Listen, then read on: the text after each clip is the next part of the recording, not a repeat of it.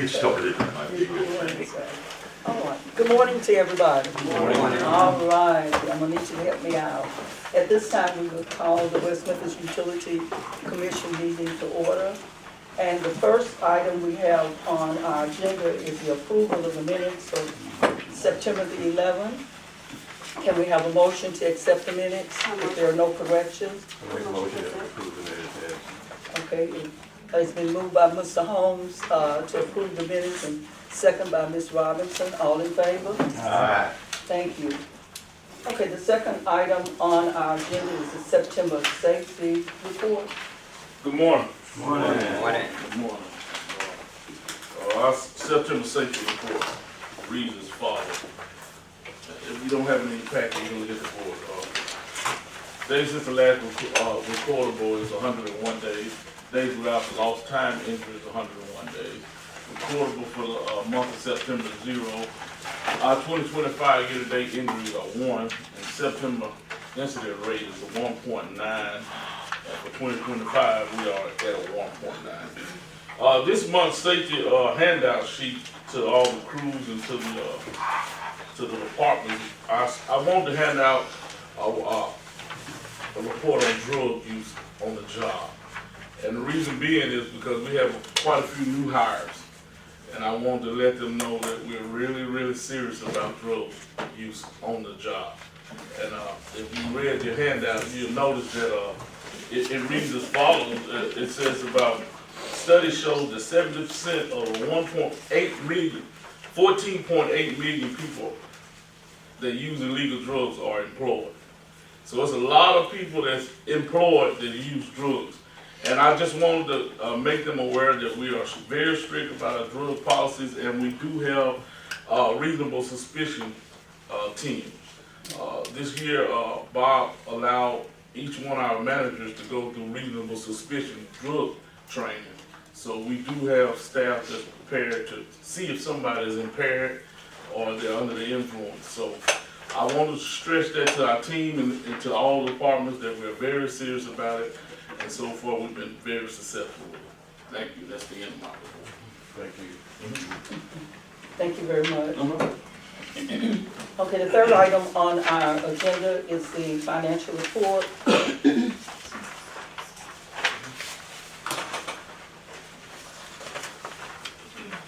Okay, we are looking at September's financials.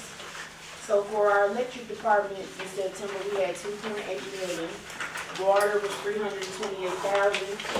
Sewer was 350,000. We can go to our next slide.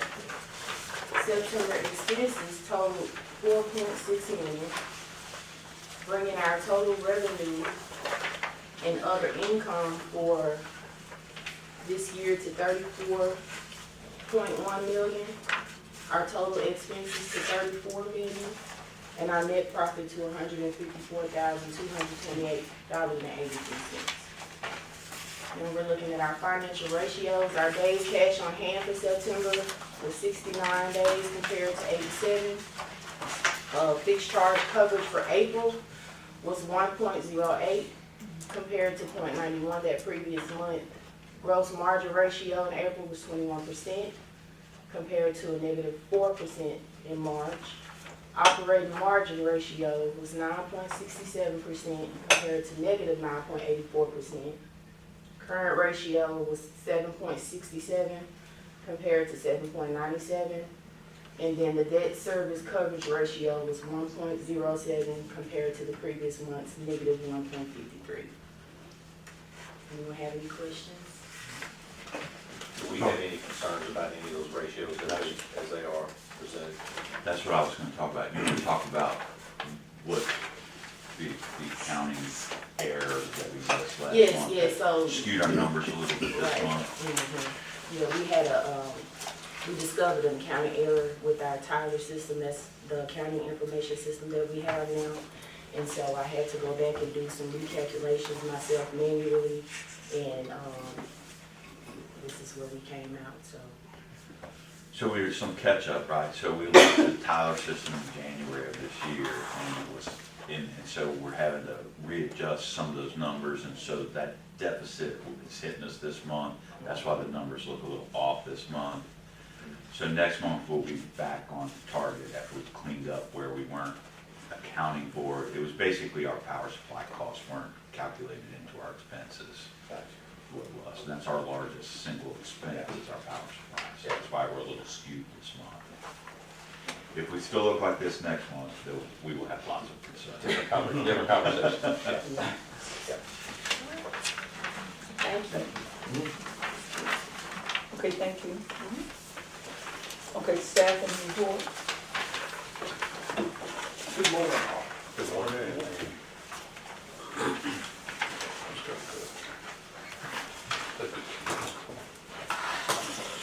I get stuck with it, but I don't like using it. It's the bottom one, down There we go. All right, well, I know last month we had high hopes of filling this out and getting fully staffed. We ran into some complications. I know there were a couple that were in the process of going through background checks and things like that, that we're gonna have to back up and start interviewing process over again. Those two were not successful that started through that process, so. We still have 4 positions open. We've got 2 in the water department and 2 in the electric department. And like I said, we should have, we'll be working on it till the end of the year and get some new folks in and start interviewing and get that process going. So we're still at a level that I haven't seen in a good while in the water department. So we've got a bunch of new people on staff now, and like I said, we'll continue working towards closing out these last 4 positions that we've got. But other than that, that's all I've got on the staffing report. Since Eric's not here, can you do reliability? Yeah, sure.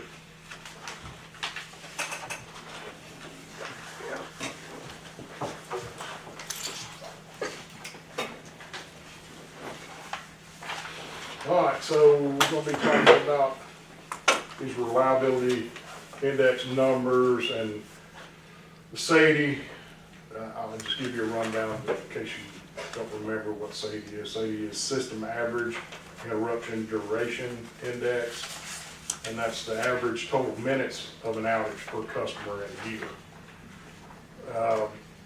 As you can see, our utility is at a 66.65, and that's comparing to utilities that use the e-reliability tracker, which we also use through APPA. We're a little, almost half better there than what most of them that are reporting are doing. Utilities in a region, we're better than half. And then for our size, we're leading that as well for those medium-sized utilities. Are we considered small?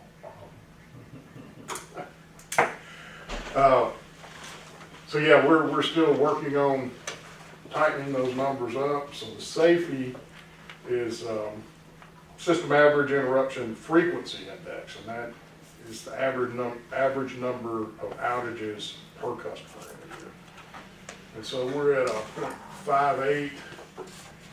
You can see from those numbers there, we're still doing better than all the others that we're benchmarking against. CAIDI is Customer Average Interruption Duration Index, and that's the average time it takes to restore power after an outage.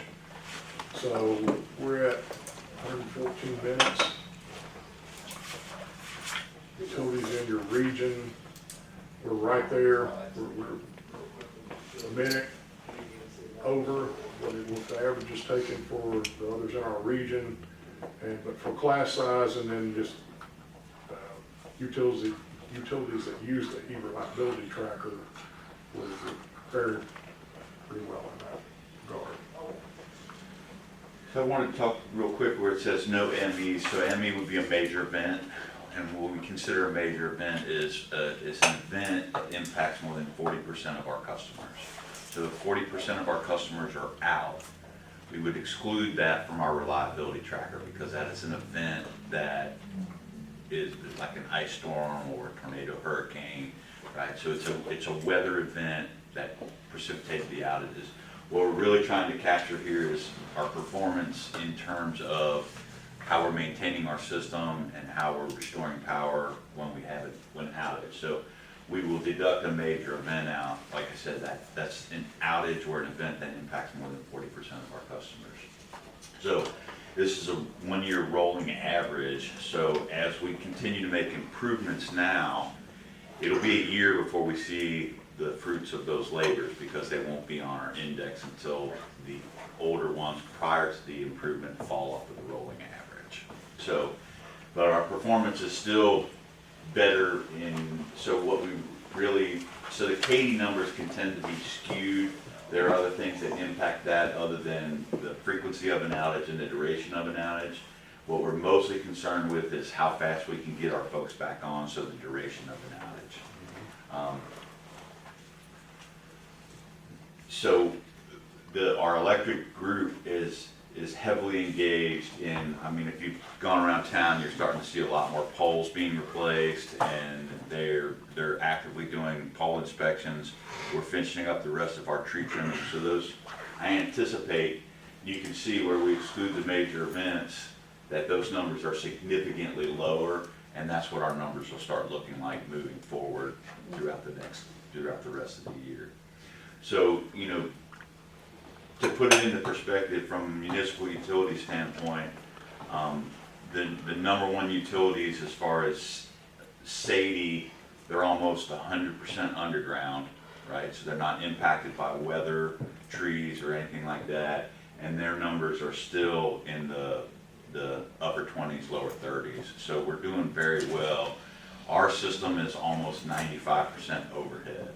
So the majority of our system is overhead lines, and we have a lot more exposure to weather, animals, so on and so forth like that, where a utility that's underground doesn't.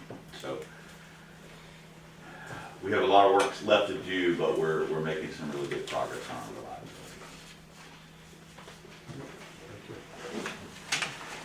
Any questions about that? You have no questions? Thank you. Thank you so much.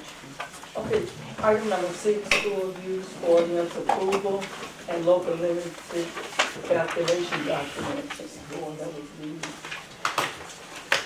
So I had asked, hopefully it's a very long ordinance, and I had asked Danielle to send this out to all of you, so hopefully you all had an opportunity to review it. So just a little bit of background about how we got here with the sewer use ordinance is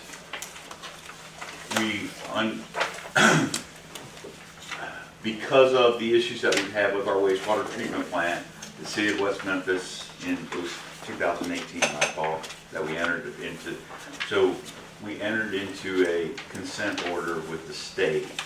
You know, we had enough sanitary sewer overflows and enough bypasses on our wastewater treatment plant that the state we were starting to incur significant fines from the state, and they basically gave us a directive that we needed to make repairs on our system, or it was going to be financially problematic for the city as a whole.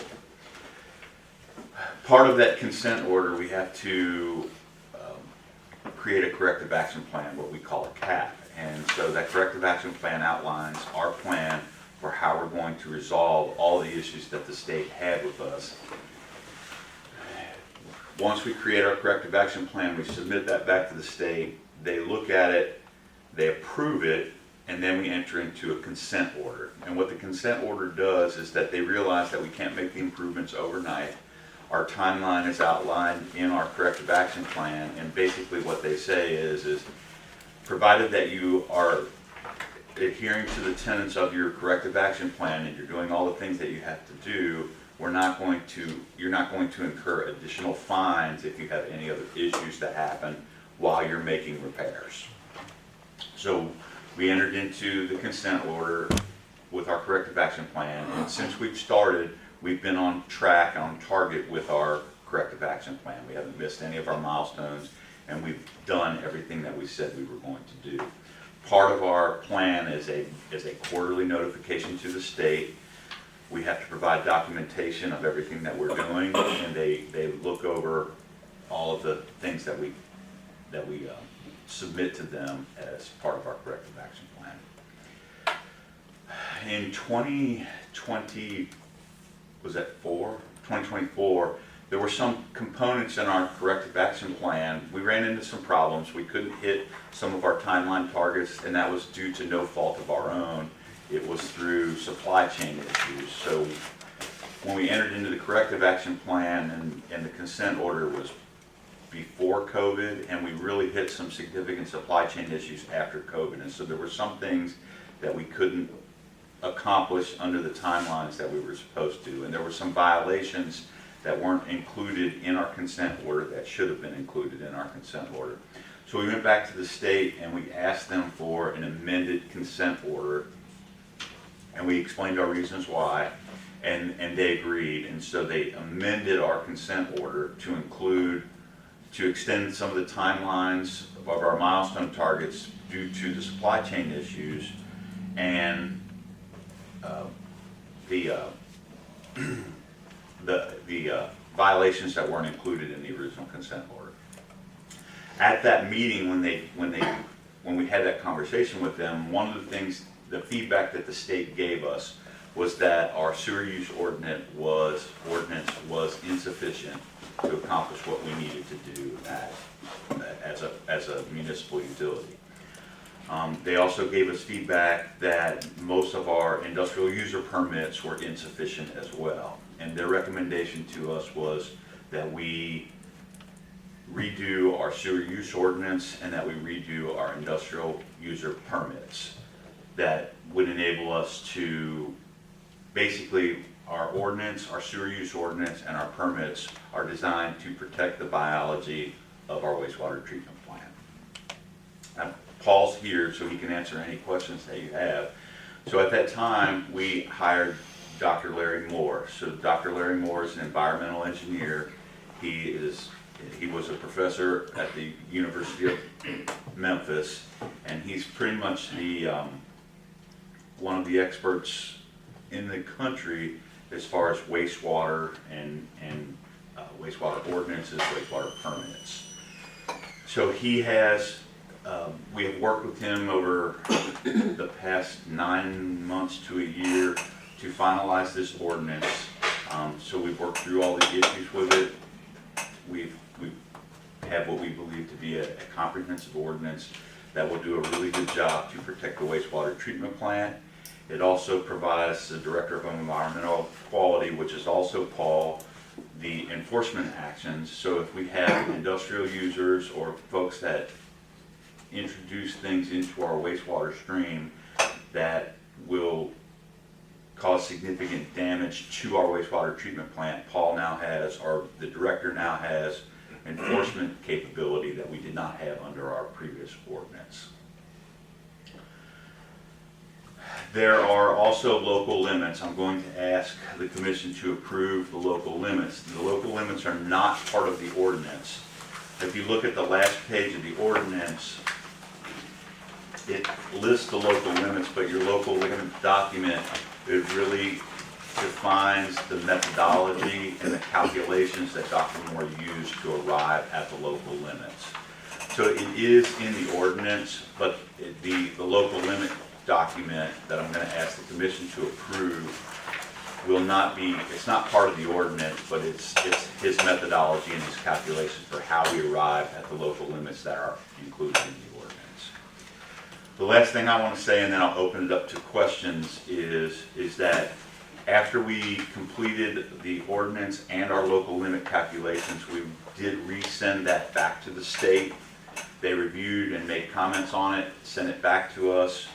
We incorporated their comments into the ordinance, sent it back to them, and then they approved the ordinance at the state level. So this has been approved by the state.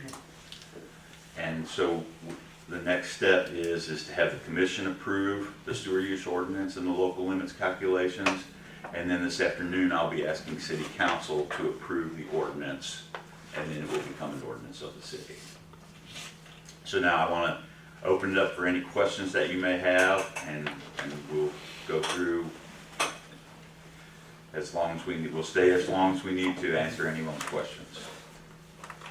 Are there any questions? Yeah, Bob, this was some of the best reading I've had in a good while. The local limit calculations, are they based on state standards, federal standards, above, below?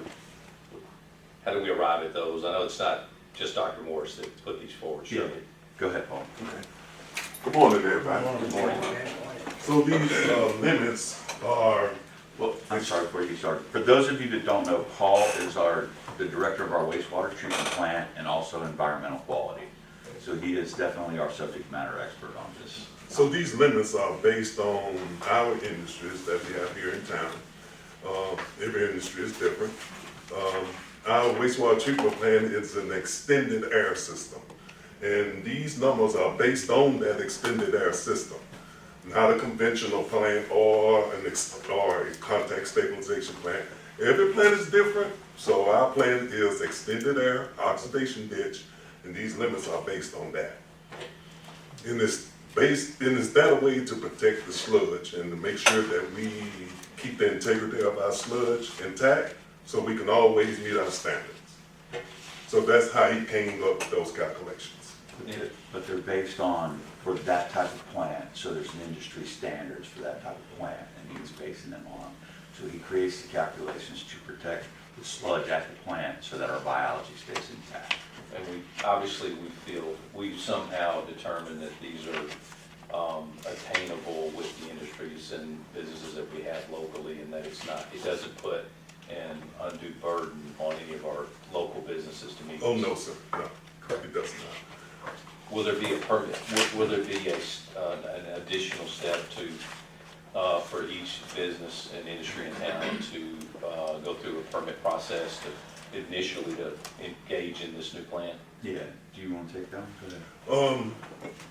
So we wrote new limits for the individual permits based on what they give us, okay? So, and this will not impact them necessarily.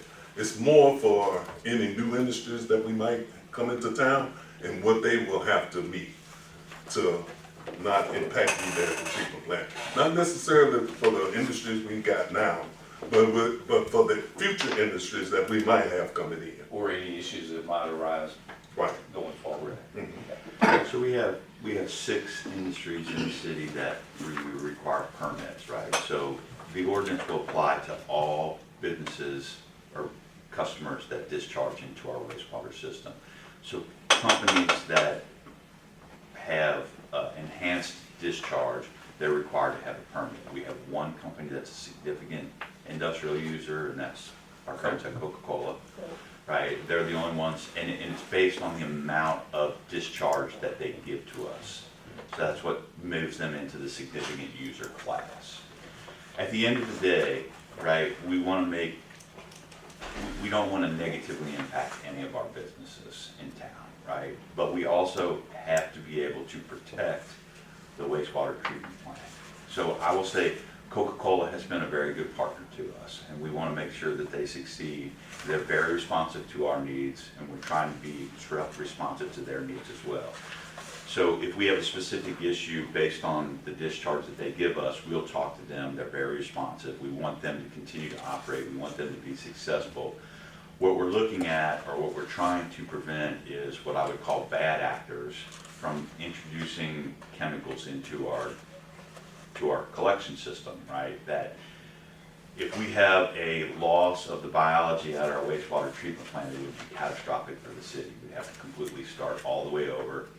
And there are certain chemicals and discharges that can come into our plant that could cause that.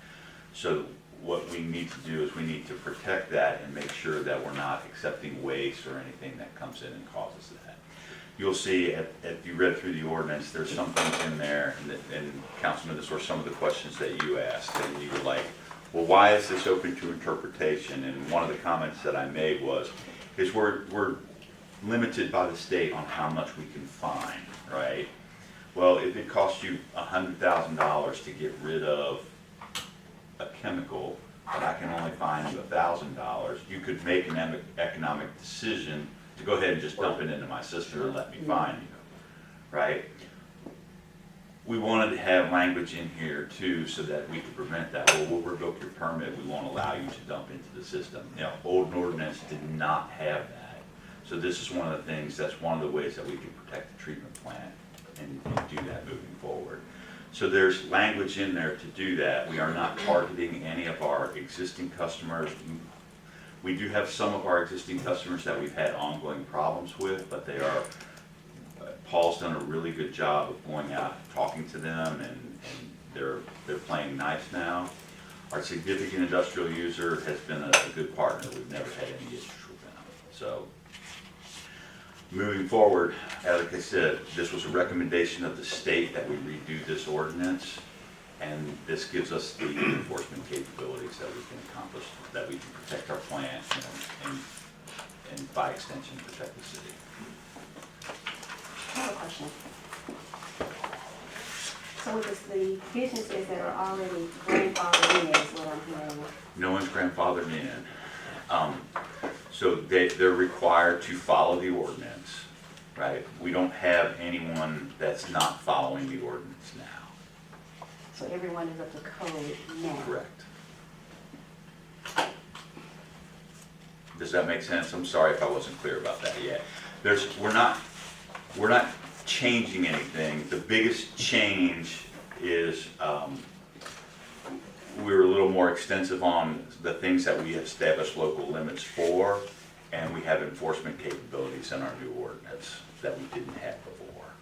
But everyone's still required to meet the same standards moving forward.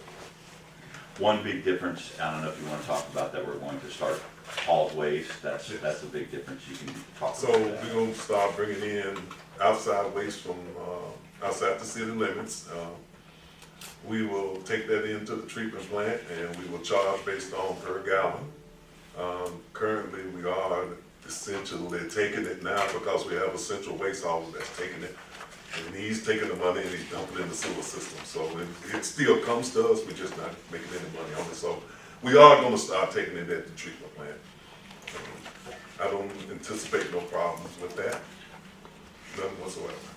And this would be folks like, you know, folks that pump septic tanks, right? So we will start accepting that waste at our wastewater treatment plant. If it's someone that has, so they have a chain of custody form, right? And so- And they have a form showing what the waste consists of to show that it, not anything in it that will harm, so.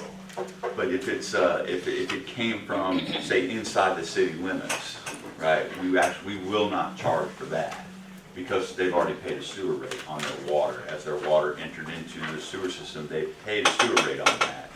So if the waste was pumped, say, out of the septic inside the city, right, we won't, our resident or the whoever, we don't believe that they should have to pay twice for that. They've already paid to discharge it into our system once, so we will go ahead and accept that waste at our expanded treatment plant. This won't start until the treatment plant opens under the expanded. It's not now. We won't start doing it until the expansion of the treatment plant is complete, which is scheduled to be completed in January of '26. So we're very, very close.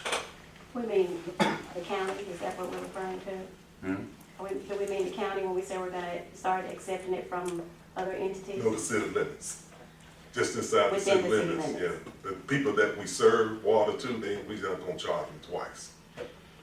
But we will accept, so if other users, they want to dump into our treatment plant, like we signed a contract, I don't know if you want to talk about BFI. Yeah, we signed a contract with BFI in Memphis to take some of their leachate, and we partnered with the North Plant and the South Plant in Memphis. So all three of us are gonna share in taking some of their waste. And we signed a contract for that, and we can easily do that along with them. So we did enter into agreement to take some of their waste. And we have There- the revenue. We're for gonna that. charge them. So, I'm sorry? I said, and we have the revenue for that. We do. Not all waste is created equal, right? So some waste causes different types of problems for us. So we have to be limited on what waste we can take. But the leachate, we don't have any, we're not near any of our limits on the leachate, so that's an opportunity that we can accept that waste, and that will create a revenue stream for the utility. But we still have to look at it, we still have to make sure the BOD and the TSS will not overload us. So we have to do our due diligence and look at what it consists of. So we will do that. It's just a matter of doing your due diligence and looking at what you're receiving. What they give us, they have to have a chain of custody and show exactly what's in it.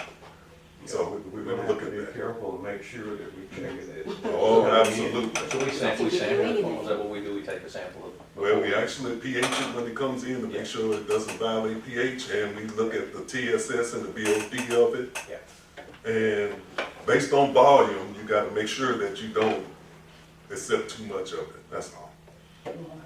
It's not hard to do at all. You don't want people taking advantage of us. We will never do that. We will never do that. Yeah. So this is something you're accustomed to doing anyway, right? Oh, yes, sir, we did it in Memphis. Yeah, right. Pretty much every wastewater treatment plant does it based on their loading and what they can accept and what they can't accept. It's up to you to make that distinguish, what you can accept and what you can't accept, that's all.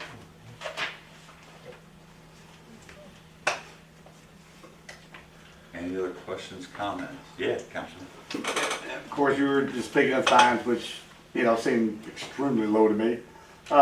Section 13, page 36. The performance bonds liability insurance. If someone violates, and we'll use your $100,000 number, I'm assuming your collection will be a civil matter, city attorney would prosecute at that point in time. Absolutely. Would we not require these bonds on everybody up front, say for $1 million or 500,000, whatever? So we'll that's have why something. that's why there's language in there we didn't want to require a bond. So if a company was self-insured or they had the financial means that they didn't need to post a bond, right? So they have the option of doing that. But if we need to verify that up front, then we will do that. But they just have to be, like, think about a company that's self-insured, right? So they won't have an insurance policy, but they have a self-insurance statement, and they have to provide documentation that they have the financial resources to back that up. But you can't file a claim on an uninsured plan. Now, on a bond, yes, you can file it directly with the bonding Well, company. at that point, we would just file suit against them. Okay, all right. I know our previous city attorney was a bit of an expert in environmental issues, David Peoples. I don't know where Mike is on that issue, if we need to seek outside counsel. We have multiple outside counsel that we use for those type of things. So we have specific attorneys that we use for utility-only issues that the utility retains for that. So the city attorney is a great attorney, but he's not well-versed on utility issues, right? So we have attorneys that we use for that. I know it's spread out through this ordinance where some people file for it, some others don't. I made my comments to you about establishing a paper trail.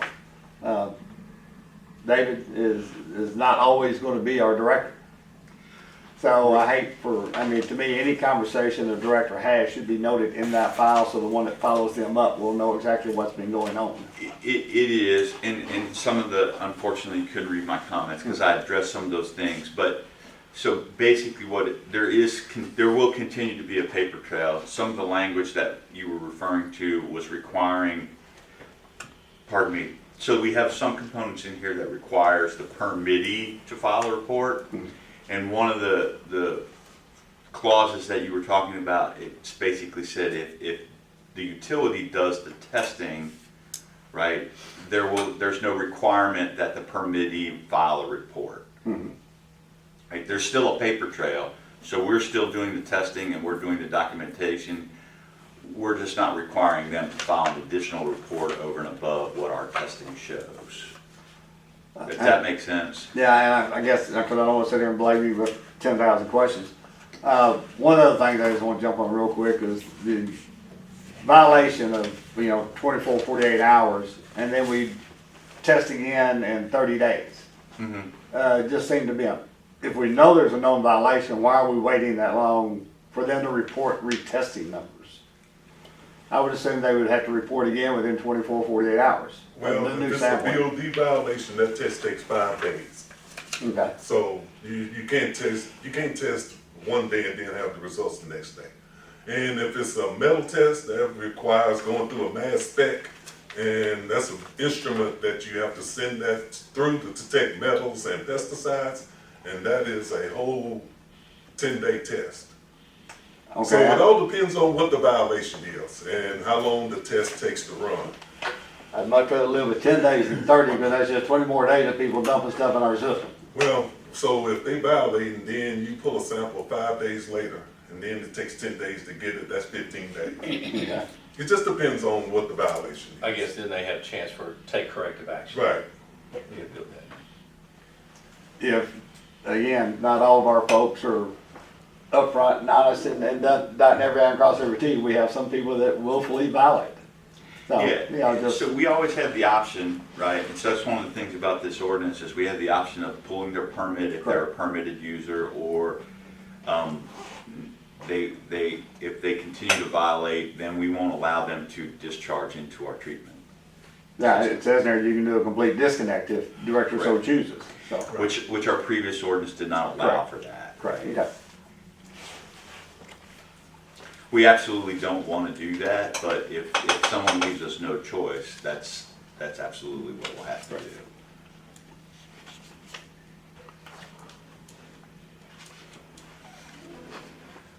Well, I don't wanna be taking a bath in dirty water for 30 days. So I agree. No. I'm sorry, I didn't hear you. Any other questions, comments? My only thing is just making sure we have, give you all the tools you need, so. So that I have clarity for this motion, we are seeking to get the council to accept the final sewer ordinance, to approve it. Is that what you're asking? Asking the commission to approve the sewer use ordinance For the- and for the the council. calculations of the local limits. Okay, so I want, okay, at this time, you've received the information and your questions have been answered. So can we get a motion to approve the ordinance and the local limit calculation? So, Second. Okay, it has been moved by Mr. Sullivan and second by Mr. Smith. All in favor? Aye. It's approved. Thank you. Thank you. Thank you, Paul. I don't have to read the date. I apologize, Paul. Oh, I said that. I would much rather have the questions and talk about it, right? And get everything out and let's just work through it. questions out before this afternoon. Well, no, I gotta read his comment, there's 40 more in there. Okay, you ready? I'm ready. Item 7, reimbursement resolution for power plant bond issue. So as we've talked about before,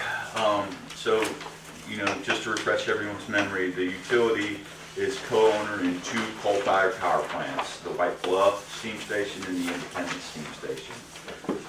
White Bluff is scheduled to cease to burn coal on 12/31 of 2028, and Independence is scheduled to cease to burn coal on 12/31 of 2030.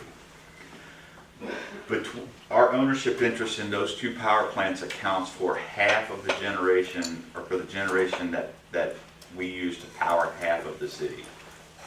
So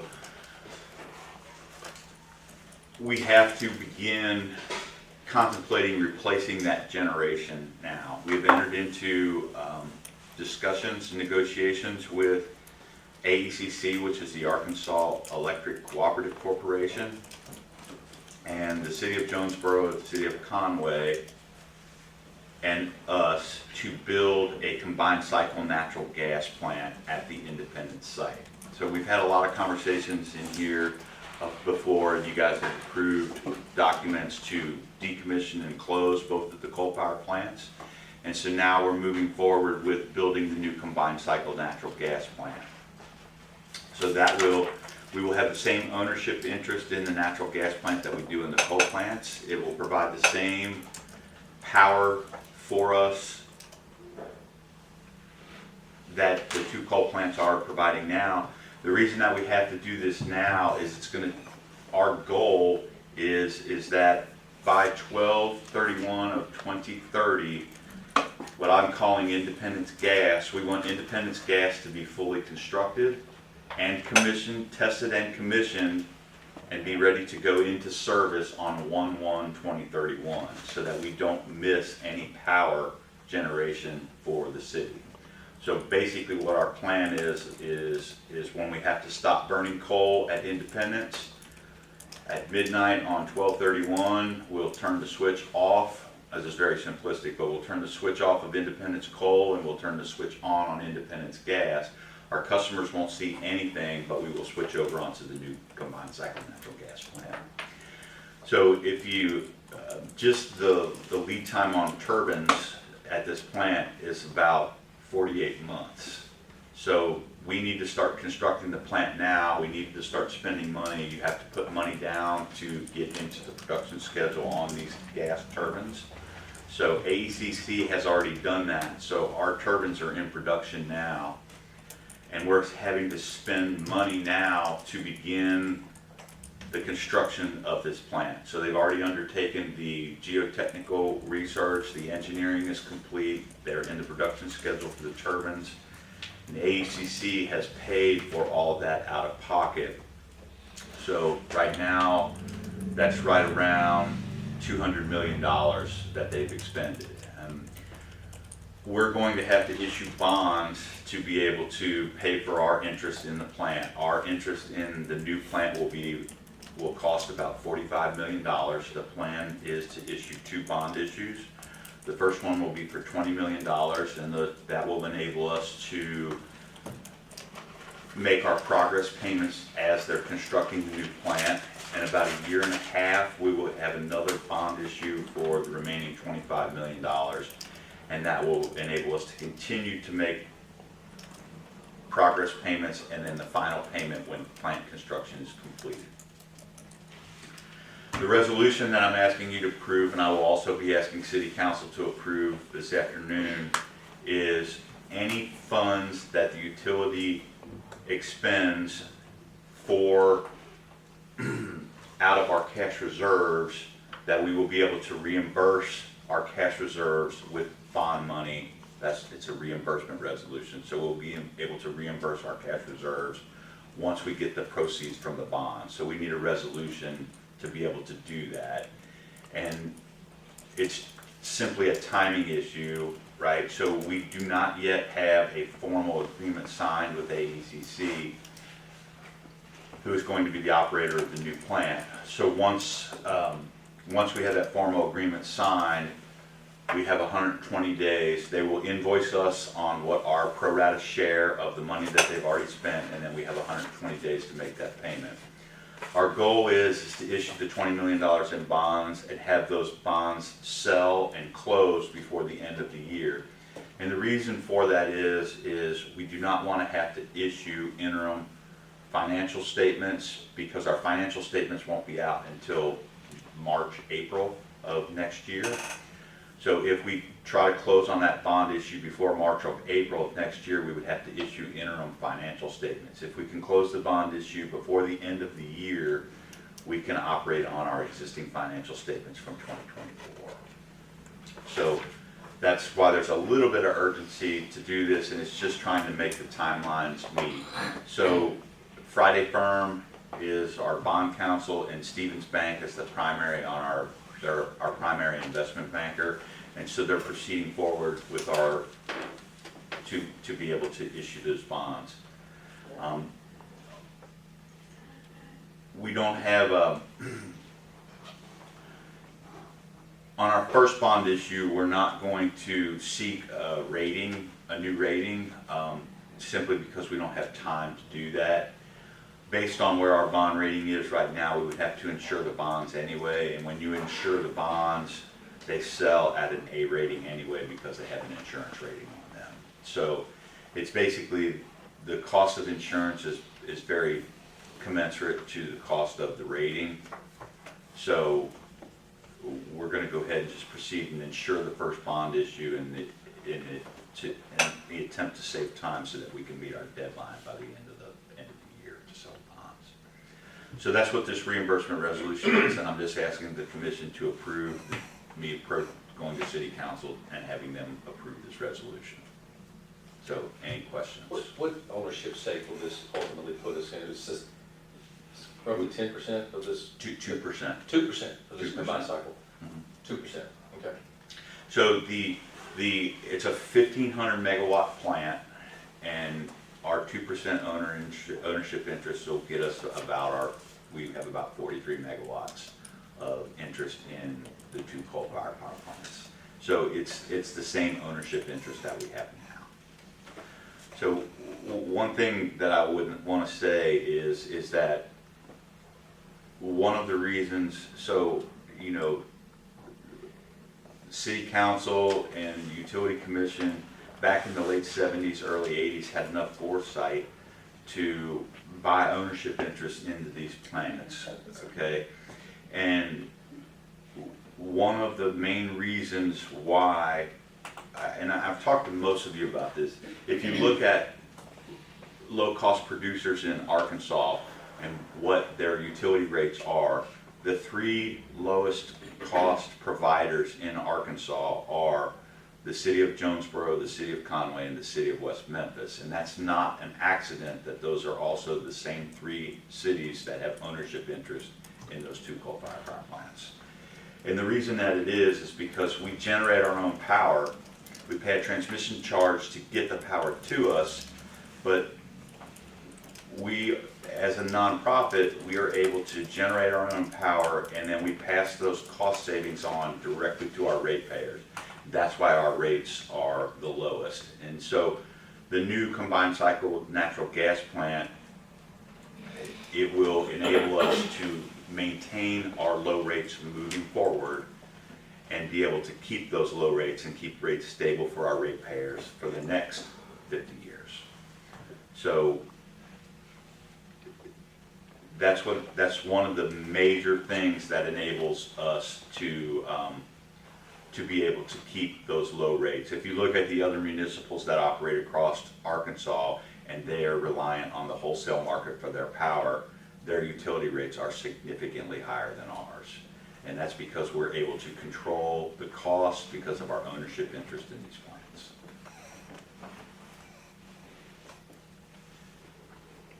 Any other questions? So let's get this right. Okay, on the reimbursement resolution for power plant bond issue, any funds that the utility spends out of its cash reserve, that the utility be reimbursed. Is that adequate? Yeah, it's just, you'd just be approving The resolution? me approaching city council and asking city council to approve the resolution. So I basically just wanted the commission to understand what was Can we going get a on. second? Second. Okay, it's been moved by Mr. Holmes and second by Mr. Smith that we ask the West Memphis City Council to approve the utilities request for reimbursement from the bonds. All in favor? Aye. Any opposed? Okay, the motion carries. Thank you. Hope the verbiage is good. Okay, on our agenda, the next thing is Southland letter. Southland letter. So each of you received a letter from Southland. We can talk about the things in the Southland letter. There are a lot of things in that letter that are factually inaccurate. The letter was in response to the water issue. So there's really 2 parts of the Southland letter that I wanted to talk about. So one is I'm assuming that you've all read the letter that you received from Southland, and I wanted to give you an opportunity to ask any questions or talk about anything that you saw or that caused you concern in that letter.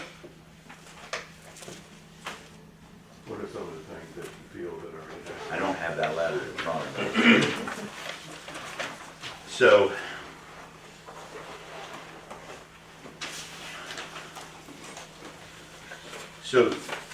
paragraph 1 where it talks about a root cause analysis and an emergency planning. So I sent a letter back to Southland about the August 16th, and I was very detailed in telling them that we are engaged in a root cause analysis. We've identified, I think it's 30 issues that precipitated the water outage, and our water department and our engineering department are working through those issues. So we have incorporated and engaged in a robust root cause analysis, and we have an emergency planning. Our emergency plan was not effective, so we have revamped our emergency plan, and Jerry Burns, our water superintendent, is actively engaged in setting up a tabletop emergency plan. So we're going to work through scenarios on our emergency plan. So the first paragraph, that we don't have any of that stuff, is factually inaccurate, and we addressed that in the letter that we sent to them. The second paragraph talks about grant status and bonding capacity.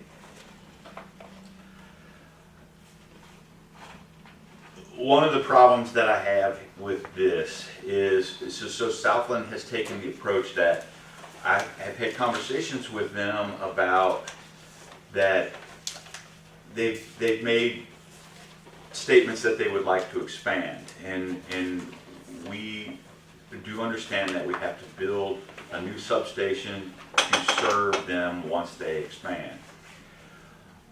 We're not in a position, expansions are funded by the developer of that expansion, right? So we do not require all the rest of our ratepayers to subsidize expansion of someone else's facility. Since Coca-Cola's in the room, I'm going to use them as an example.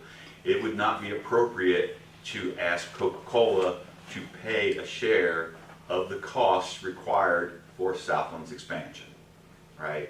Or any of our other ratepayers. And similarly, it would not be prudent to ask Southland to pay for a share of Coca-Cola's expansion if they were expanding. So we have to be very careful with how we are a nonprofit, and our rates are cost recovery of our expenses. So we don't make any profit, and whatever costs that we have, we use our rates to recover those. If we're having to build infrastructure to serve a customer or an additional customer's needs, they need to be financially responsible for that infrastructure to serve their needs. So what I've said to Southland is as soon as you give us a formal letter that talks about what your requirements are for your energy and your water needs, right? We have a signed contract with you, then we will start to expend money. I've told them that there's an issue, right? So lead time on substation transformers is about 48 months, right? But a substation transformer costs about $10 million. So if you know that you want to have your expansion be open within 48 months, and those lead times are going down now, those were post-COVID times, but they're starting to go down now. But if you know that you want your expansion to be online within 48 months, we need to start negotiating your electric service agreement now. You need to tell us what your requirements are so that we can start the procurement process. But we cannot spend that money until we have an agreement in place, a reimbursement agreement, and a service agreement before we're going to spend $10 million. So that's what they're referring to here. And then they make a comment about, especially in light of proposed utility rate increases. There are no proposed utility rate increases, right? So that is a factually untrue statement. Yeah, that kind of grabs, where are we going? I'm not saying, so we have, and probably our next commission meeting, I will ask the commission for approval for us to issue. We have put an RFP out for a cost of service study and a rate structure. So what these companies do is they will come in and they look at all of our expenses and they look at what it costs us to serve our customers. And we put everything into the mix, right? So the bond issue to build a new power plant, expansions that we have. So cost to maintain our system, and we make sure that we have a full cost recovery through our rates. So they do an analysis of all of that, so that's the cost of service study, and then they make a rate recommendation as to what our rates would be. I've said all along, right, that you cannot, our goal is not to raise rates. However, in the spirit of transparency, I find it hard to believe from a financial standpoint that we can close 2 coal-fired power plants, demo those 2 plants, build a new plant without increasing rates to pay for that, right? So when you have a plant, I told you our 2% share of the plant is $45 million, right? So we have to be able to recover that $45 million somehow. And so, I mean, if we can do it through our existing rate structure, great. But I have a degree in accounting, right? And I'm pretty sure that we're not going to be able to do that based on our current rate structure. Our rates have not been increased since 2006. So what that tells me is so we have a variable cost adjustment in our bill. That's the fuel adjustment on our bill. So that accounts for variable costs, the variable cost of transmission charges, the variable cost of fuel to operate that plant. Coal goes up and down, and we'll continue to have a fuel adjustment charge on our bills because natural gas prices will fluctuate, and that's how we accommodate those variable costs. But our fixed costs, we've been able to deliver service on the fixed costs that we have for almost 20 years, right? So that tells me from a financial standpoint that our employees in the utility does a pretty good job of doing what they do at a pretty cost-effective rate, right? Because we haven't had to increase our rates in the last 20 years. But because we have so much going on right now, we're going to probably have to do that moving forward. It will be as minimal as we can possibly make it, but I don't see how we can spend $45 million without having some way to recover those costs. The water loop, the water park impact and infrastructure readiness. So I've had multiple conversations with them about that we have adequate infrastructure to accommodate the water park if that deal goes through. We are still working through that. We are working on engineering now. You can see that the 12-inch main extension, so the next one is the water loop completion and pump restoration. So you can see that the water main, the material, so we've gone through an engineering process. The material has been delivered. It's sitting out on Southland Drive and from Bill's Grills lift station to extend the water main from 7th Street all the way over to MLK. That will improve the water pressure at Southland and also the homes and subdivisions on the northeast part of town. So Hopefield subdivision will also have much improved water pressure and water quality in there. So that's already in place. But then they also talk about 4 pumps being repaired, and in the letter that was sent, we had expressed to them that all pumps after the water outage had been replaced and repaired and that they were in service, and that it was not a function of infrastructure that they failed, but it was basically a perfect storm. All 4 of the pumps on our transfer system had been pulled and rebuilt in 2021.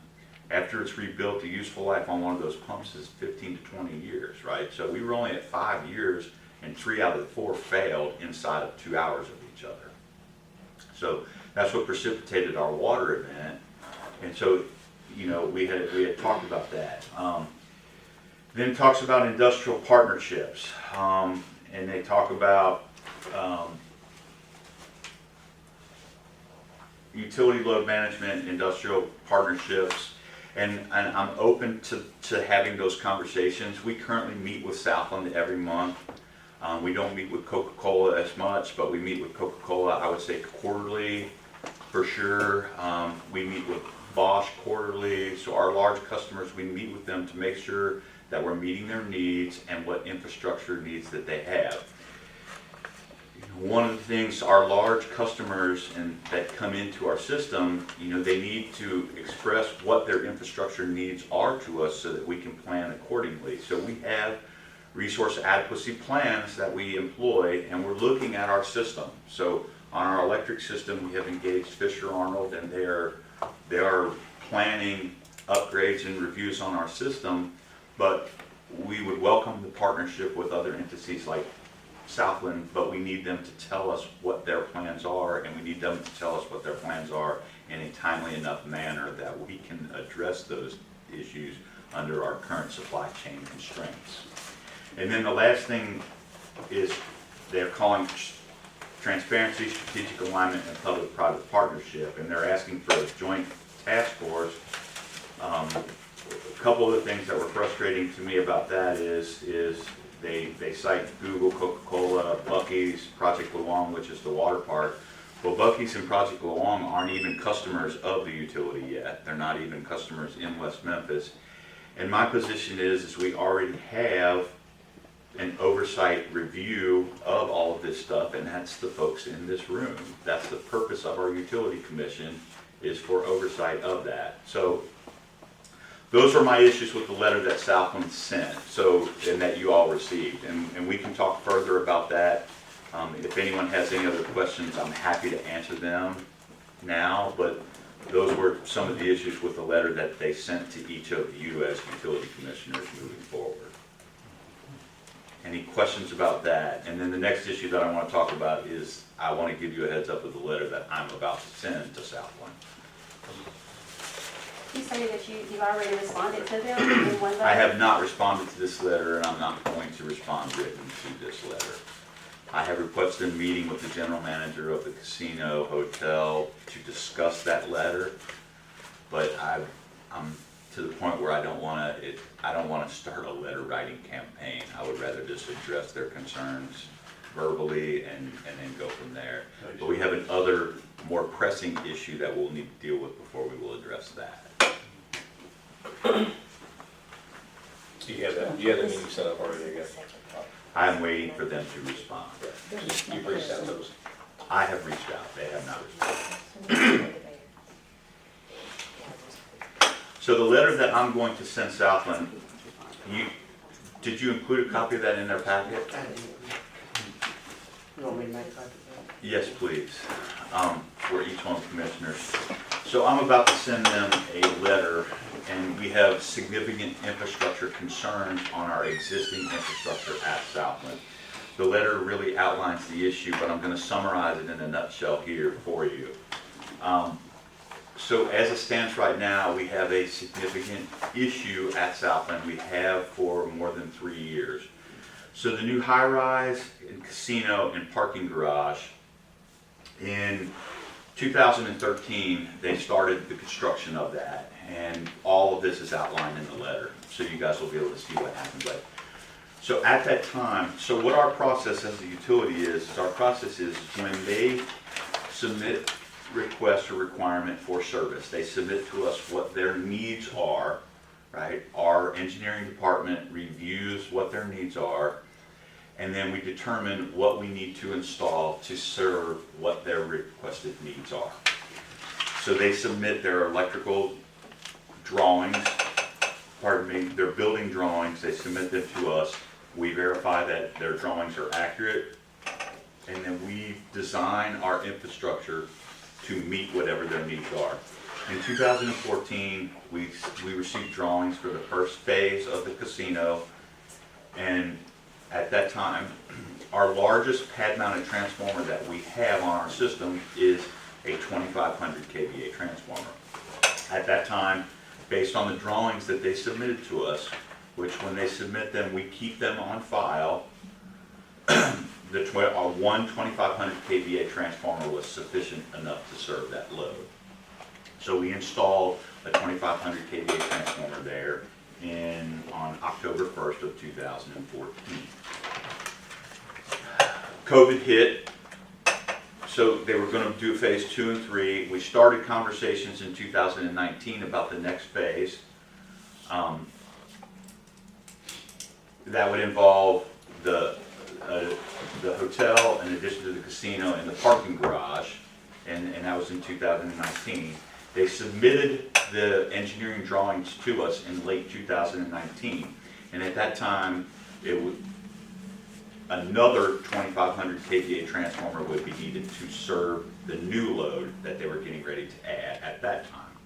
Then COVID hit, so construction stopped, and we didn't proceed again with that construction until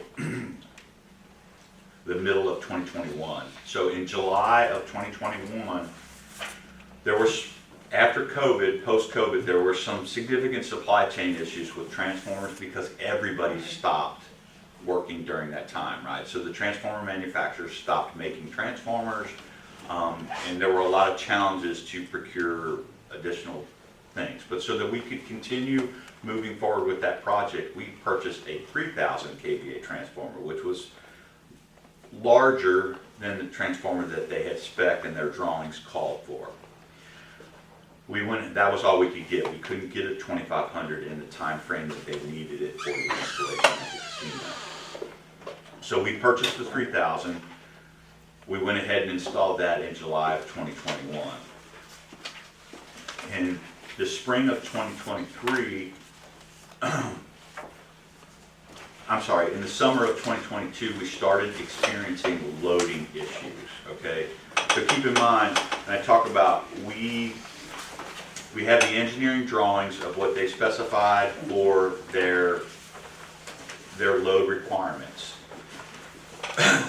We size our equipment to meet their load requirements, okay? Under our utility policy manual, whenever they increase load, they need to inform us in writing of them increasing load, and it kind of lays out and it quotes the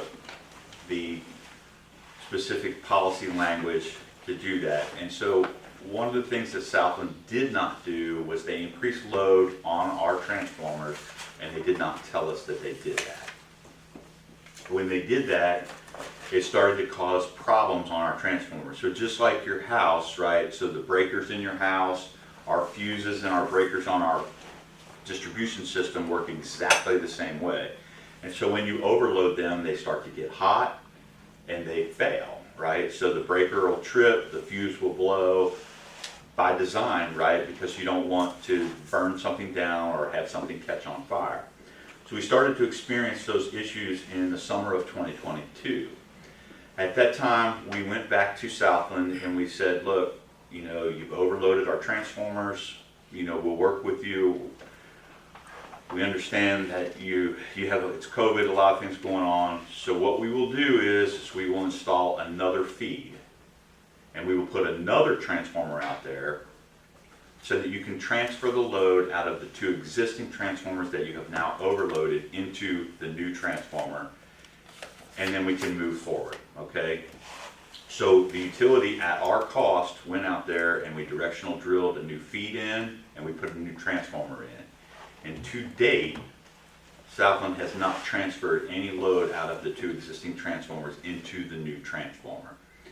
They've continued to overload and add load onto the existing 2,500 and 3,000 kVA transformer to the point now where they have to keep a sprinkler on those transformers because they're too temperature hot to physically touch. They're that overloaded.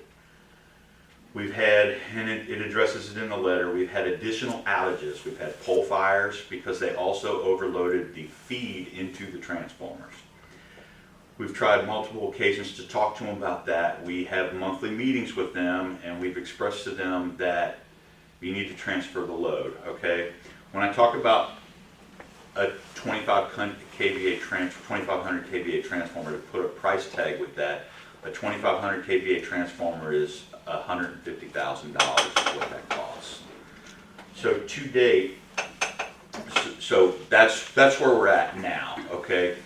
One of the things that we do when we have installations, so the number one cause of a premature failure of a transformer is overloading that transformer. So we do oil testing on all of our large transformers, and when we test that oil, it tells us the condition of the transformer and what's going on in the transformer based on the contaminants that are in the oil of the transformer or gases that are inside the transformer. In July of 2025, we had an outage set up at Southland because they They also built a road around our riser pole, so now we have traffic around the pole that feeds the hotel on both sides, and that's outside of our design specifications. It causes us concern because we have reliability concerns with the service at the hotel and the integrity of the service at the hotel. When you have delivery trucks and cars driving on both sides, literally the pole is in the middle of their driveway. So we set up an outage. We're directional boring a new cable in, and we're moving that pole out of the middle of the driveway. Here again, we're doing that at our cost. So we had set up an outage, and while we had that outage set up to switch over on, so basically what we did was we built a temporary line so that we could continue to feed the hotel and casino while we were removing the pole and setting a new pole. So that we could switch over to the temporary line, we needed an outage to do that. So while they were out, we took oil samples out of those two transformers in July of this year, and to take advantage of that outage. When the oil samples came back, the 2500 kVA transformer, the one that was installed in 2014, had very elevated levels of hydrogen, methane, and acetylene in it. So it was literally, so those are all byproducts of the degradation of the inside of the transformer caused by the load. And we immediately, because of safety concerns, right, it was literally a ticking time bomb sitting there. We immediately requested an outage. We couldn't get an outage from them for 5 days. So on 5 days later, we had a crew come in to change that transformer. So the useful life, industry average useful life of a transformer is 30 years. So because of the loading conditions on that transformer lasted 11 years, and then we had to replace it. So we cannot continue to move forward on that trajectory without some action or activity on Southland's part to transfer the load. During that outage, we also upgraded the 1000 kVA transformer that we had installed 2 years prior to a 2500 kVA transformer, so they would have additional capacity for any expansion that they may have. So we have a 2500, a 3000, and another 2500 out there now. One of the things that I expressed to them is you have a huge risk as an organization, right? We do not stock 3000 kVA transformers. That was a post-COVID thing that we purchased. It was a one-time purchase so that we could meet your construction timelines. You have now overloaded the 3000 kVA, so if and when that transformer fails, the only transformer we have to replace it with is a 2500 kVA transformer. We have about a dozen of those across our system, so we keep those in stock so that any of our other customers fail, we can respond same day and replace that transformer. We have no 3000 kVA transformers. And so I expressed to them that you need to transfer your load and get that load down to a percentage that will be handled by a 2500 kVA transformer. Our engineering requirements are that we do not load a transformer beyond 80% loading. And the reason for that is we have a really, really cold day in January and normal load at 80%, but one day we'll have a voltage spike because they plug a bunch of space heaters in. We have capacity that we can accommodate that load without damaging our equipment. So we load all of our equipment to 80%. They're currently loaded on the 2500 kVA transformer, they're loaded, what was it, 110%? The 3000 kVA transformer, they're loaded at 100%, right? So there's jeopardy of both of those transformers failing, and now they have now caused one to prematurely fail. So basically, this letter is directing them that you have now damaged city-owned equipment, and you need to address this issue by December 1st of this year, or at least have a plan to address this issue by December 1st of this year. We started conversations with them about this back in May, was it May or April or May? And their response was, well, you need to put a bigger transformer in. I said, we will not put a non-standard transformer in, and there's a reason for that as well. So they wanted us to install a 3,500 kVA transformer, which we don't have any of those on our system. It's a special order item. A 3,500 kVA transformer, the price on that is about $185,000. If I installed one of those at Southland to meet their requirements, I would have to buy 2 of them. The lead time on one of them is 42 months.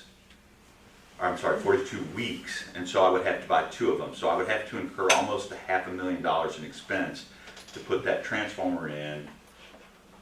When basically what I need them to do is I need them to return their electrical system and the loading on our transformers back to what it was designed for and what we approved when we installed it. So that's where we're at with them, and I just wanted to make the Utility Commission aware of that, because I don't know that that conversation is going to go very well with them when we have that conversation. What caused their, the additional usage to go up? Was there a problem with the specifications they No. provided? They've expanded, they've done expansions in the casino, they've added restaurants, they've added different bars, and we can accommodate that, right? If they talk to us and they say, hey, we're going to increase the load by this, and we say, okay, well, we need to put a new transformer in, we need to do this, and they did not do any of that. They just added it on the load side and overloaded the transformer. Do they still have a transformer that's not in use? They have, on the dog track side, they have multiple transformers that are not in use. It's not transferring. They'd have to reconfigure their load to go over one of those transformers. I'm totally great with them doing that, but they haven't wanted to incur the expense of transferring their load over to the new transformer. So to date, the utility has spent over $1 million to remedy this problem, and we are still not at a solution. And we have now, so to prevent any more failure of any of our equipment, we're going to require them, and if we have to get the city attorney involved, we will absolutely get the city attorney involved. I don't want it to get to the point where we interrupt their service, but we cannot let their failure to act damage any more of our equipment. That's where we're at right now. And you're asking them to, I've read the letter, but you're asking them to do what specifically? To transfer their load into the other 2,500 kVA transformer that we have installed, and so that we can equalize the load back into the engineered ranges of that equipment.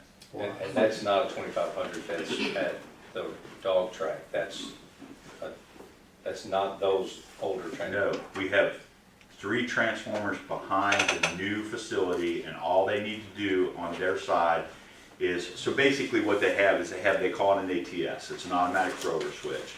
So when we have an interruption of utility power on our side, they have backup generation. And so the ATS will operate and it will switch them over onto their generator, okay? The ATS on the 1,000 kVA transformer is undersized to move the load over, and they do not want to expend the dollars to transfer the load over to the new 1,000 kVA transformer because they have to replace the automatic throwover switch. And so they've said, well, we're not going to do that. And so that's where we're at right now. Well, how often do they have outages? In terms of the last time they had a sustained outage, other than a planned outage, was summer of last year. They've had blinks where we had a lightning strike, and that interrupted their power for about, 14 seconds. So the incident where our electric superintendent got hurt, that was a blink, right? So that was a lightning strike. Their power was interrupted for 14 seconds. They had a problem on their generator controls, that their generator controls were telling them that they had no utility power. And we knew we had utility power, so that's why our crews were out there and we were showing them, yes, we have utility power, you have a problem on your generation side, that there's a problem with your current transformer that's not sensing voltage. And so we were able to help them work through that, but we need them to transfer their load over into their new transformers. So I'm not asking you to approve anything, I'm just giving you a heads up as to where we're at and what's happening with them. So they're not keeping their end of the initial agreement, is that what we're saying? That's what we're saying. And also, we're saying that they're putting, the lives of some of the citizens in West Memphis in danger? Well, if they're staying in the hotel, right, who they're putting in, if, the only way they were in danger is because of the flammable gas content in those transformers. We're going to monitor them until the loading gets corrected. We will monitor them a lot more often than we have because we're concerned with public safety of the hotel guests. But we're also concerned with the degradation of our equipment, and we want to make sure that we don't have to incur those costs moving forward. I understand And we're that. also concerned with not having the rest of our ratepayers subsidize any more of these activities.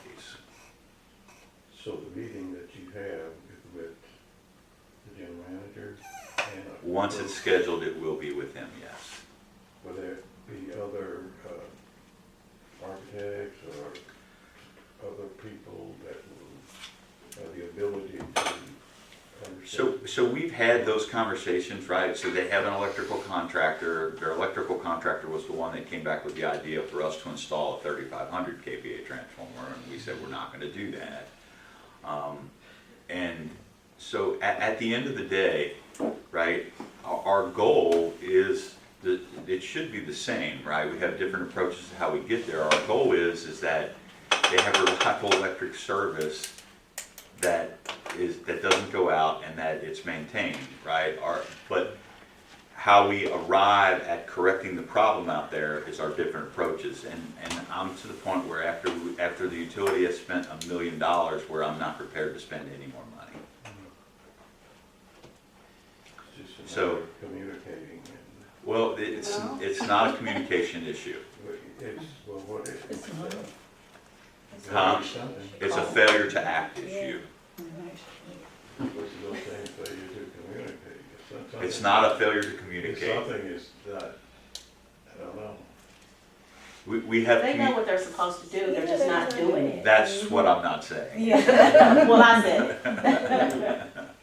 And It's not a failure to communicate. And because they're not doing They it, are then communicating with us. They have been communicated. Okay. where does that leave us? This has been going on for 3 years. That's too long.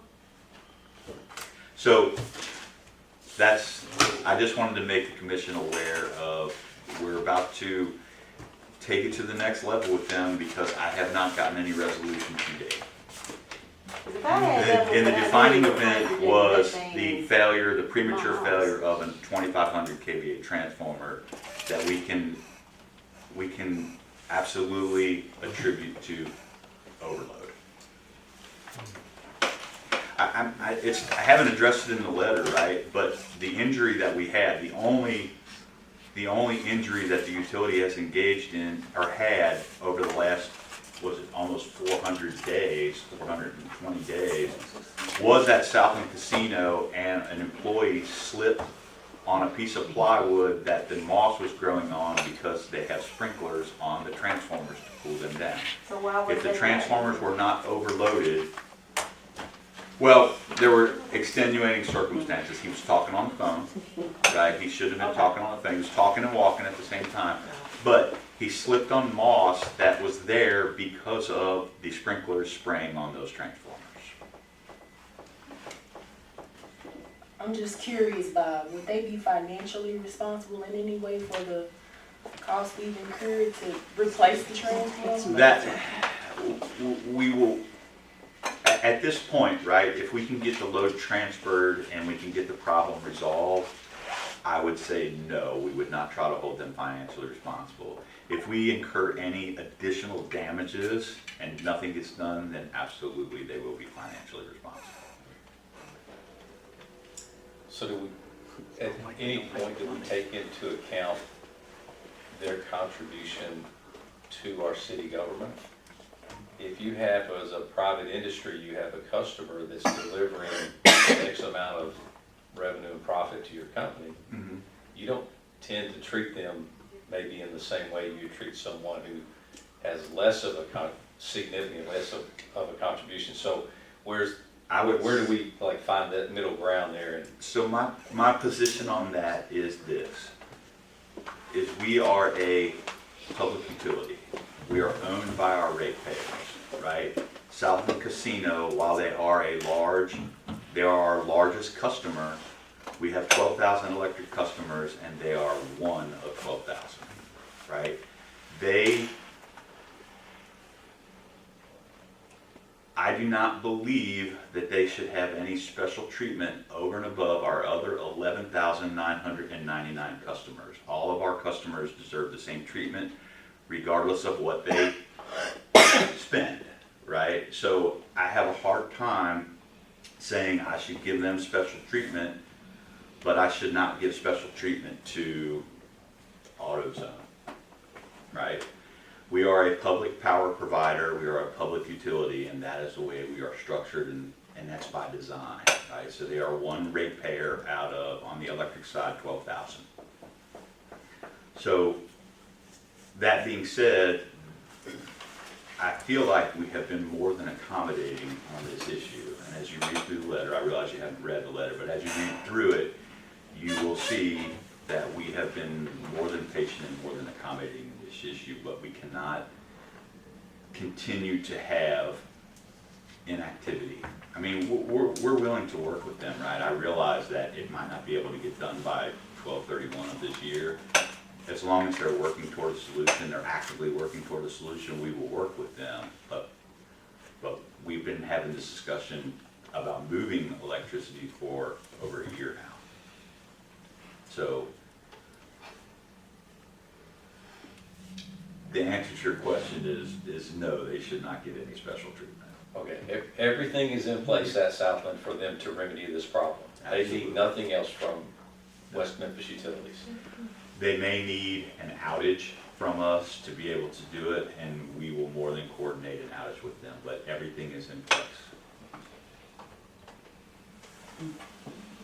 Any idea what their expenses would be in order to make that happen? $167,000. So we have $167,000 standing in between this thing going away Correct. and not being a problem. No more drama, no more back and forth, no more letter writing campaign, no more bad blood. $167,000 can solve this problem. Absolutely. Let's find some middle ground. But until their expense exceeds the value that they're placing on that amount of money, they'll hold their place. They'll stand where they are. Well, When you that say can- let's that can find, be- that when can you be say let's said. find some middle ground, what do you mean by that? I mean, that as a director, when you meet with OC, let's find some middle ground. I mean, there's gotta be a way that we can. So my position Yeah, is, we're- I've already moved to the middle ground, right? So I have, at my cost, I have added another transformer. I've upgraded that transformer, and I have replaced a failed transformer, or potentially failed transformer at my cost. So I'm already standing in the middle all alone, is what my position at this point is. And those investments add up to $1 million. $1 million. On this side. Okay. Okay. 167,000. Look like a principal thing. So, like I said, I wanted you to be informed because of who it is, right? And And where Coca-Cola we're has at with noted it. it. Huh? And Coca-Cola will take note. And expect consistency. So I just wanted you to be informed, so if it deteriorates, hopefully it won't, right? I mean, you can, once you read the letter, my last paragraph says, I sincerely hope that this issue can be resolved expediently and amicably, but continued failure to act will simply not be an option. I mean, at the end of the day, what I want more than anything is to resolve the issue, right? And I do not want the relationship between the city and the utility and Southland Casino to be damaged any more than it already has, right? They're a good partner in many, many other respects. But with this particular issue, it's been problematic. It's gonna work out. Any other question, comments about this issue? Sorry, I told you it was gonna take a while. I have two more things that we have to talk about.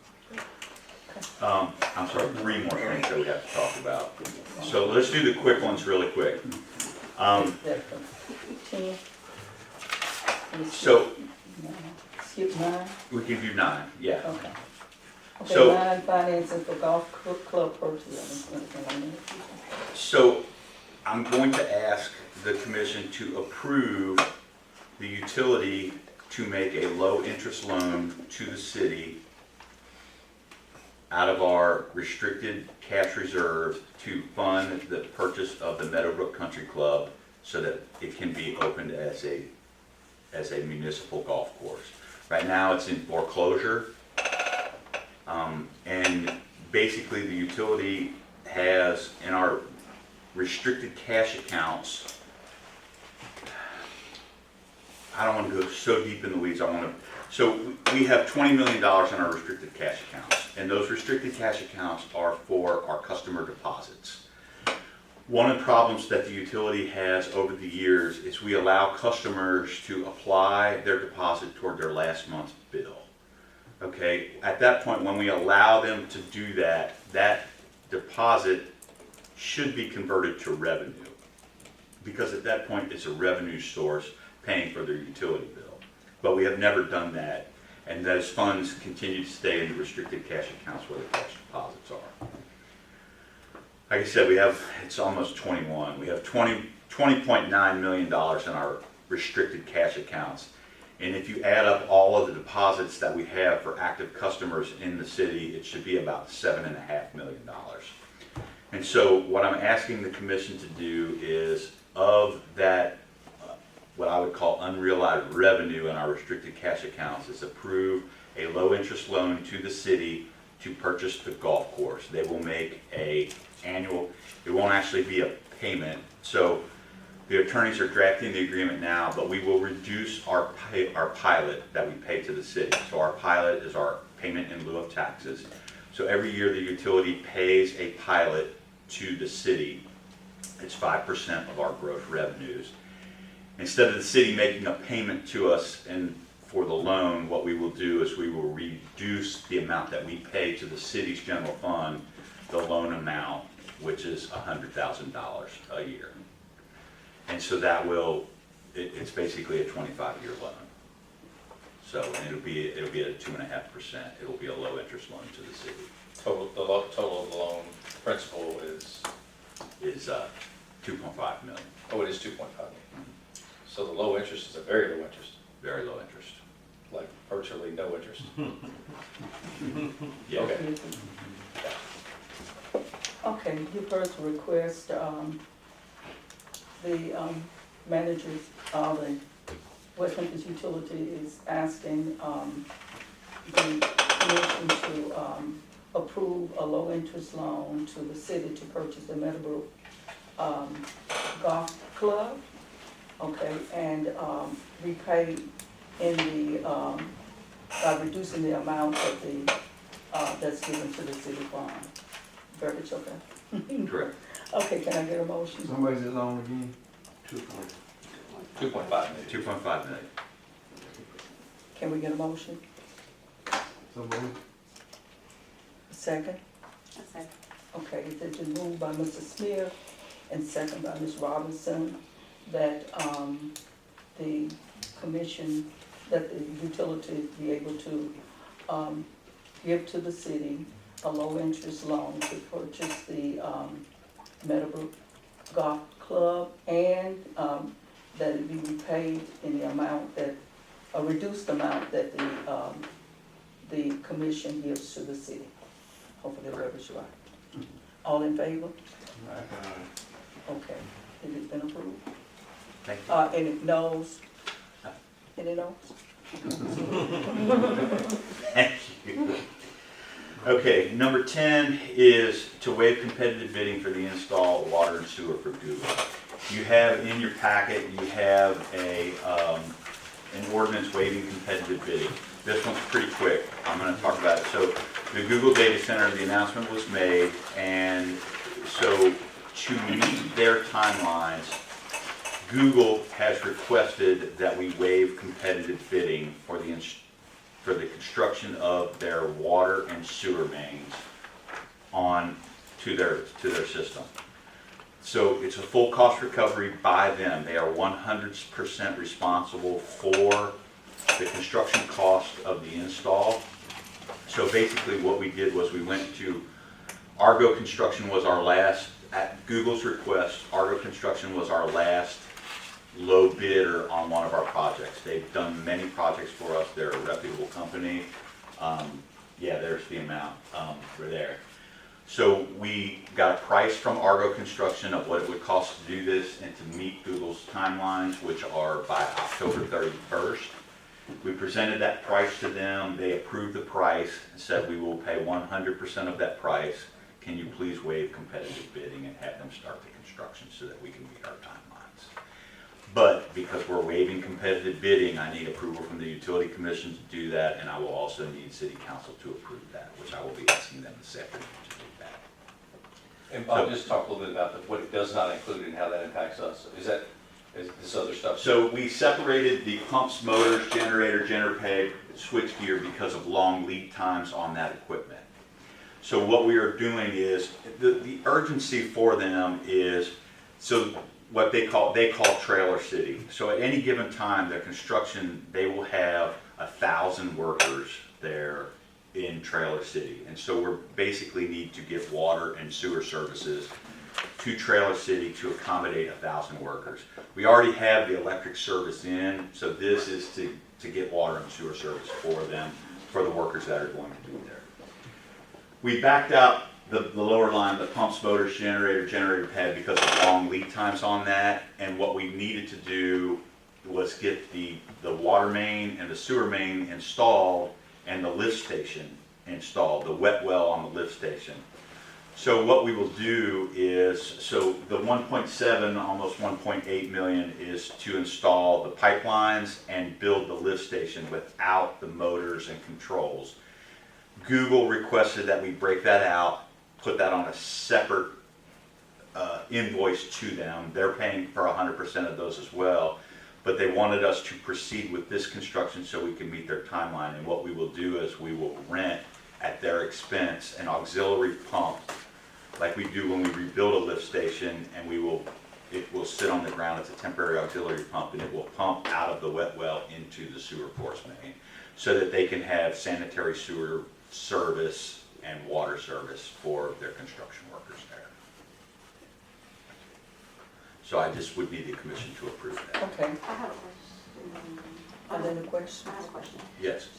With us waiving it, that doesn't allow any of our contractors in our cities and things to apply for that? They would not be able to bid on this particular project, no. What I will say is that, Well, let me ask this question before you say that. Mhm. Do we know if we have any companies, contractors that's what I was about to say. that could render these services? In West Memphis now, local contractors, no, we do not. And we know that. We have not had any that have bid on any of our projects for the last 5 years or more. 5 years. Yeah. You know, I think if we were paying for it, I think you have a valid concern there. I think if we were paying for it, we would owe that probably to the local companies that had given them the opportunity.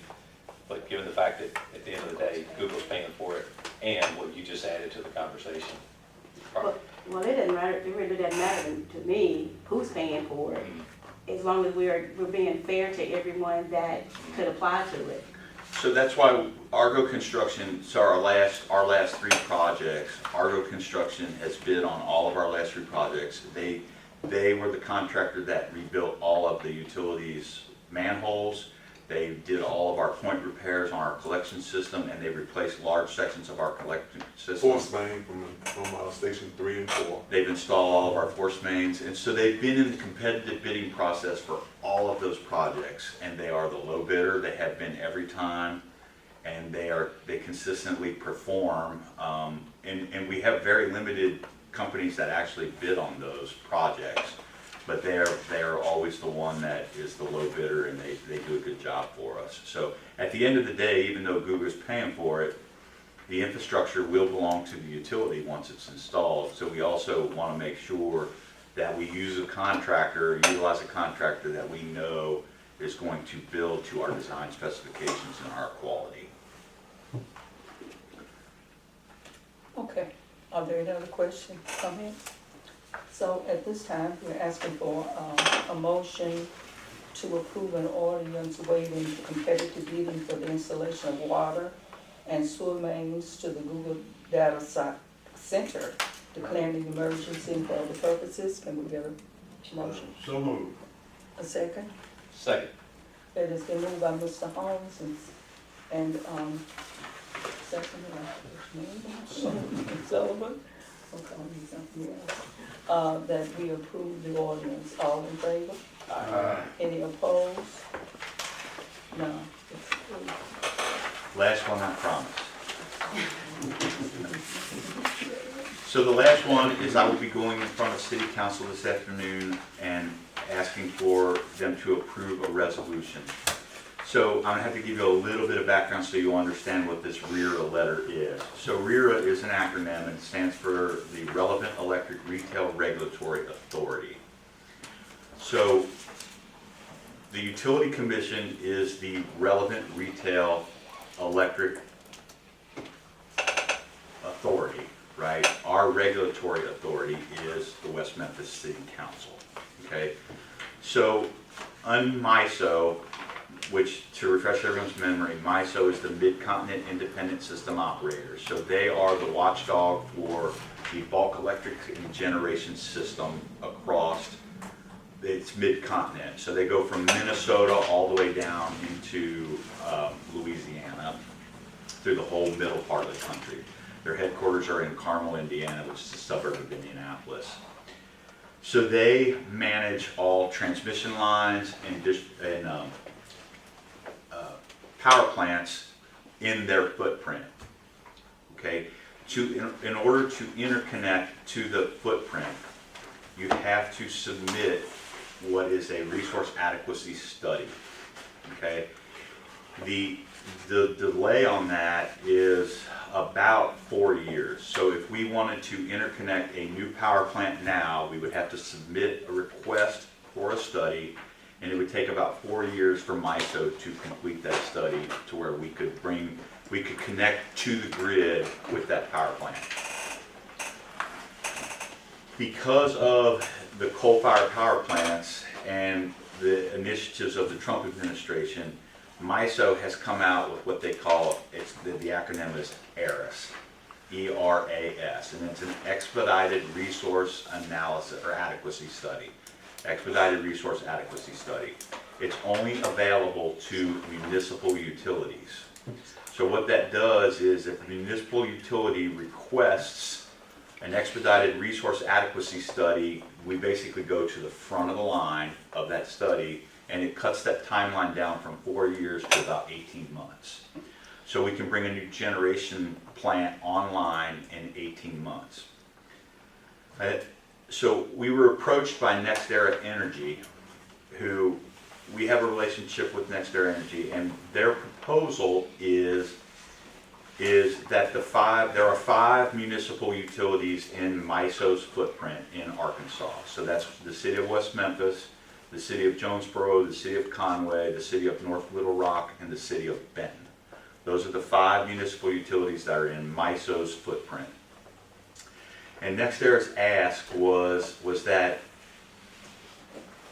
each one of those utilities submit our what we call load deficiency requirements. So we are a load serving entity. So we have meters. Basically, we have customers that we provide electricity to.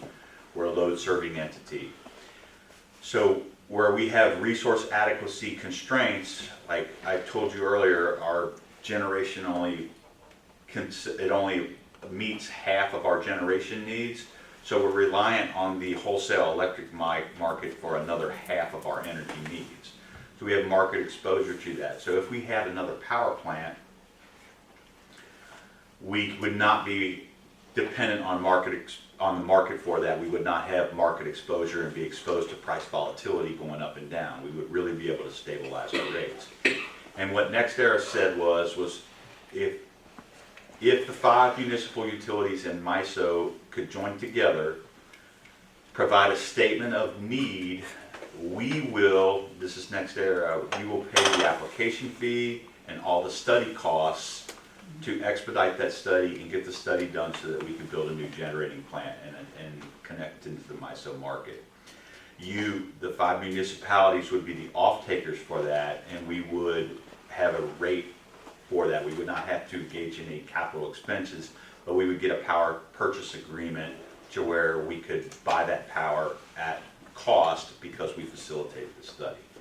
And what this letter does is it authorizes, the Utility Commission is giving me permission to go to City Council and ask, as our regulatory authority, to pass a resolution that the city clerk can send a letter to MISO saying that these are our resource deficiencies.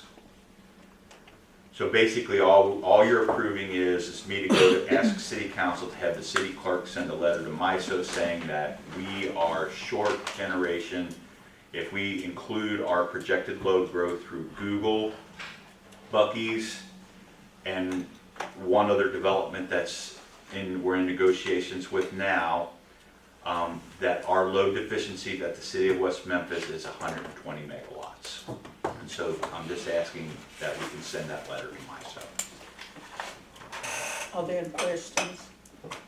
Okay, we're asking the approval of the resolution authorizing the city clerk to execute and submit the relevant electric retail regulatory authority verification letter on behalf of the city of West Memphis concerning Red Wagon combined cycle gas turbine and request an expedited research study.